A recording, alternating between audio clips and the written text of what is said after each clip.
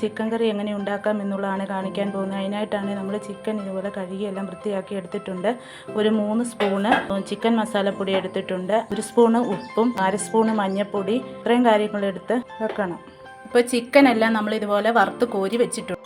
ഇതിനകത്ത് നമ്മൾ ഇടാൻ വെച്ചേക്കുന്നത് 3 സവാള ഇതുപോലെ അരിഞ്ഞിട്ടുണ്ട്, 2 തക്കാളി ചെറുതായിട്ട് അരിഞ്ഞിട്ടുണ്ട്, കറിവേപ്പില 4 തണ്ട് ഇതുപോലെ എടുത്തിട്ടുണ്ട്, ഇഞ്ചി വെളുത്തുള്ളി പേസ്റ്റ് ആവശ്യത്തിന് എടുത്തിട്ടുണ്ട്, പച്ചമുളക് നടുവേ കീറിയത് ഒരു 3 എണ്ണം എടുത്തിട്ടുണ്ട്. ഇവയെല്ലാം കൂടെ വഴറ്റി നമുക്ക് എടുക്കണം. ഉള്ളിയെല്ലാം വഴന്ന് വന്നിട്ടുണ്ട്. ചേർക്കാൻ വെച്ചേക്കുന്നത് മുളക് പൊടി 2 സ്പൂണ്, മഞ്ഞൾപ്പൊടി 1/2 സ്പൂണ്, കായപ്പൊടി 1 നുള്ള്, മല്ലിപ്പൊടി 2 സ്പൂണ്, ഗരം മസാലപ്പൊടി 1 സ്പൂണ്. ഇത്രയും കാര്യങ്ങളിട്ട് നമ്മൾ അതിനകത്ത് മിക്സ് ചെയ്യും.